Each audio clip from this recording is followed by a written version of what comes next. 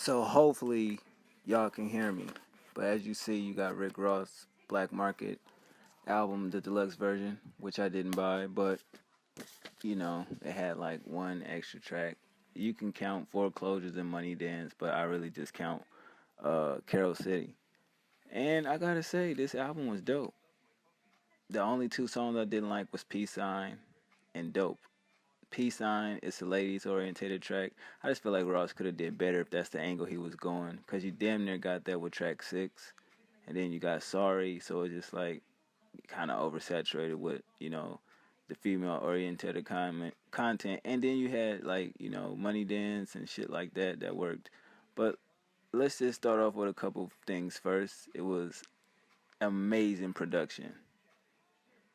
His flows was there, the content was there, every feature fit this album. But the thing that I didn't like about the album, it was no MMG features. It was no big name features. You know what I'm saying? I mean, other than Nas, but you would think Hove or, you know what I mean? Anybody that he deemed as great. But I guess this is his way of showing that he definitely can hold an album by itself without the help of certain individuals. It starts off with Free Enterprise featuring John Legend. Great way to open up the album. Just basically talking about shit he been through. He talks about the jail bed.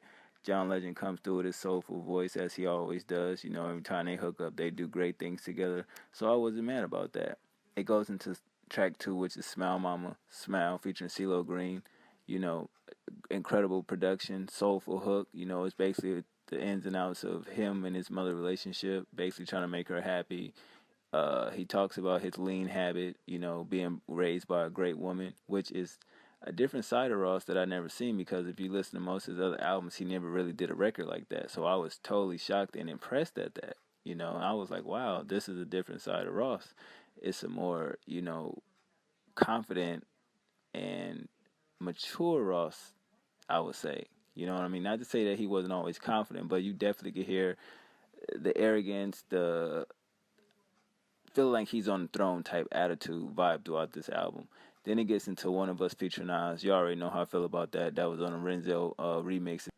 Nas versus L, street content, just basically being the real one. You know what I mean? If you done this, you done that, then you One of Us. Definitely a good record. That definitely is a standout. And it goes into track 4, which is Silk Road, one of my favorite records off this album. Incredible production. I definitely enjoyed his flow, the background vocals, basically bragging about money and shit like that. It was a good record. It wasn't bad at all. He definitely killed that beat. I'm sorry, he did his thing on that. Then we get into the controversy track, Color Money. He took a shot at Puff, Birdman, Drake. You know what I mean? The beat was cool. It wasn't really nothing special. I feel like that kind of could have just been a track he just threw out there. He didn't have to put that on the album. I would have definitely replaced that with Money Dance to fit in the mode of the project. You know what I mean? But it just basically doing what he do. He spoke on like the CO shit a little bit. He said a line about that and flipped that. So it was a good record overall. Dope Dick, pause. It not what I thought it was. It's not really a female orientated record. Beat is hard. He took a shot at 50. He Ross is like smooth on joints like this as far as his flow, his flow pattern, the way he chooses to say certain words. So this was actually a dope record, you know what I mean? I was like, wow, I had to go back and listen to it. And I was like, okay, I'll give him that record. It's not what I thought it was.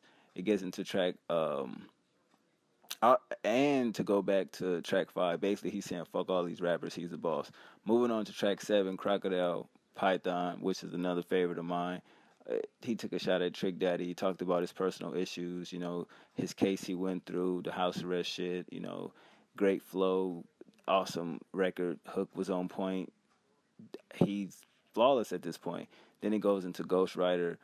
The only gripe I have with this, song is he did speak on his slip and slide situation, fighting for publishing, meaning he had to write these songs in order to get his publishing. Definitely confident in his flow, but it's just the things that he blanked out in the record, those names. I understand why artists do that. It's because it may be artists that will be put under the spotlight, and that ain't what he wanted to do. But I definitely feel like if you're going to go all out, you might as well go all out. So I didn't really like that part that he kind of blanked certain shit out. But it still was a dope track. Then it goes into Black Opium featuring DJ Premier. I mean, the beat was incredible. The sample and the scratching, that 90s vibe feel. He his flow was immaculate. He gave a shout out to Meek Mill. Talks about the Dream Chasers, MMG. You know, he had a cool little bars in there. It was just dope. The hook was dope. You know what I mean? He did his thing on that record as far as one of my favorites. And at this point, I'm like, shit, he's damn near even with Teflon Don, damn near. And so we get into track 10, which is Can't Say No featuring Mariah Carey. It's just a flip, I think, of an old record she did, 90s vibe, you know, smooth. Y'all already know how Ross doing records like this, you know what I mean? Great hook. Mariah came through, did what she did. Dope record. Enjoyed the song very much. Content was good. Then it goes into Peace Sign. That song was alright, you know, it's a ladies record, you know, I mean, he could have done better to me, you know, sexual orientated track. It wasn't as creative as we know Ross can be for him saying he's a ghostwriter. That definitely wasn't as creative, and I want to know who that is on the hook. I could have looked at the credits in the book, but I didn't do it. So if you know, let me know.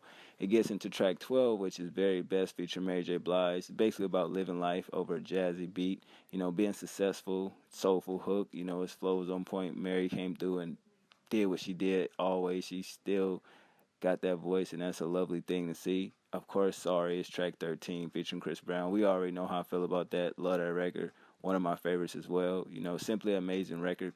Chris killed it. It seemed like it's a Chris Brown song featuring Rick Ross.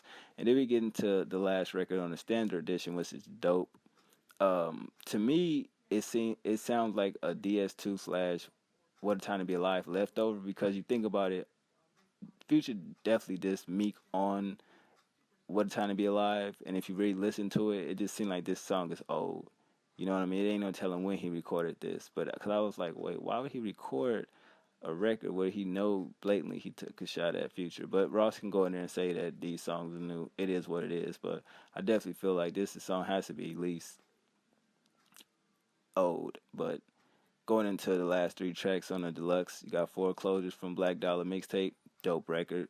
Definitely enjoyed that. Money Dance featuring a Dream, track 16 from the Black Dollar mixtape. Dope. I fuck with that. And the last track, Carol City, just basically a hard beat. Ross just telling stories about his hood from, you know, him and his homeboy, you know what I mean? The things that they did in the streets back then. Just, you know how Ross is with the whole El Chapo type vibe when he get into that drug talk, you know what I mean?